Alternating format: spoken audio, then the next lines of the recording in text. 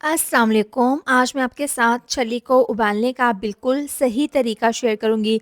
इसमें सिवाय एक चीज़ के अलावा किसी और चीज़ का इस्तेमाल नहीं होगा। परफ़ेक्ट उबालने का तरीका और साथ में मज़ेदार सा खट्टा मसाला भी बनाकर तैयार करेंगे। तो चलिए रेसिपी शुरू करते हैं।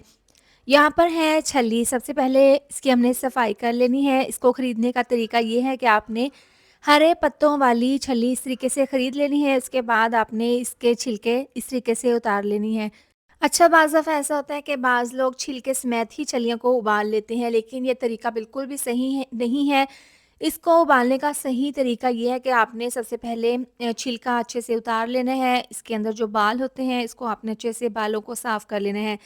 इसके बाद आपने इसको अच्छे से धो लेना है। धोने के बाद आपने इनको बॉयल करना है।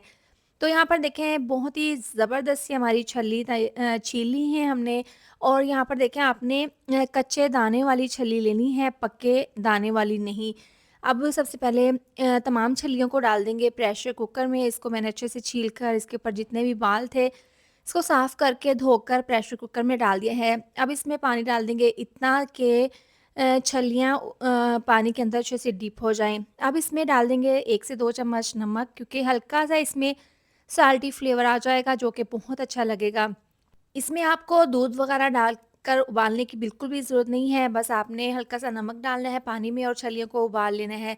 ढक्कन बंद कर देंगे प्रेशर कुकर का, इसके ऊपर व्हिसल लगा देंगे। इसको 5 मिनट के लिए आपने सिर्फ तेज़ आँच पर उबालना है। इसके बाद आपने दम वाली आँच पर इसको तकरीबन 40 से 45 मिनट के लिए उबाल लेना है। अब ज़बरदस्त सा मसाला तैयार कर लेंगे। 1 चम्मच साबुत ज़ीरा मिक्सी जार में डाल देंगे, 1 चम्मच पिसी हुई लाल मिर्च और आधी चम्मच नमक डाल देंगे। इसके साथ ही डाल देंगे 1 चम्मच चाट मसाला और यहाँ पर डाल देंगे 1/4 चम्मच टाटरी। इससे बहुत ही खट्टा सा चटपटा फ्लेवर आ जाएगा।